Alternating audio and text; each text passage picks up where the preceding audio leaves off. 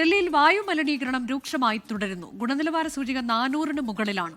വായുമലിനീകരണം കുറയ്ക്കുന്നതിൽ സർക്കാർ പരാജയപ്പെട്ടെന്നാരോപിച്ച് ഇന്ത്യ ഗേറ്റിന് മുന്നിൽ വിവിധ സംഘടനകൾ നടത്തിയ പ്രതിഷേധത്തിൽ സംഘർഷമുണ്ടായി. 39 വായു ഗുണനിലവാര പരിശോധനാ കേന്ദ്രങ്ങളിൽ 14 എണ്ണത്തിലും സൂചിക 400-ന് മുകളിലാണ്.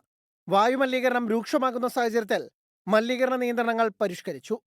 ഡീസൽ ജനറേറ്ററുകളുടെ ഉപയോഗം കുറയ്ക്കുന്നതിനായി തടസ്സമില്ലാതെ വൈദ്യുതി വിതരണം ഉറപ്പാക്കും. തിരക്കേറിയ സ്ഥലങ്ങളിൽ ഗതാഗത നിയന്ത്രണത്തിന് കൂടുതൽ ഉദ്യോഗസ്ഥരെ വിന്യസിക്കും. വായുമലിനീകരണം കൂടുതൽ രൂക്ഷമായാൽ വർക്ക് ഫ്രം ഹോം നൽകുന്നതും പരിഗണനയിലുണ്ട്.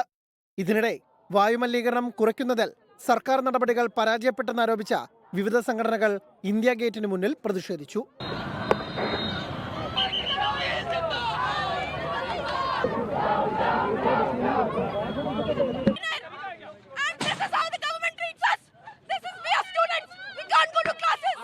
പ്രതിഷേധം പോലീസ് തടഞ്ഞതോടെ സംഘർഷമായി.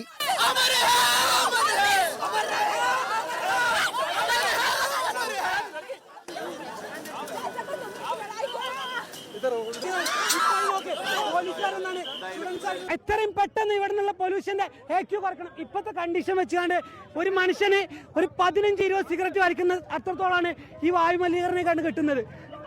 ഈവൻ സുപ്രീം കോടതി പോലും പറഞ്ഞു കുട്ടികളുടെ ഏറ്റവും വലിയായിട്ടുള്ള സ്കില്ല് വളർത്താനുള്ള സ്പോർട്സ് ഇവന്റ് അതുപോലും പുറത്ത് നടത്താൻ പറ്റില്ല എന്നാണ് ഓർഡറാണ്. എന്നിട്ടും അവകാശത്തിന് വേണ്ടിയിട്ട് ശബ്ദിച്ചിട്ട് പിന്നെ നമ്മള് ഈ രാജ്യത്തിന്റെ പൗരന്മാരായിട്ട് എന്ത് കാര്യമുള്ളത്?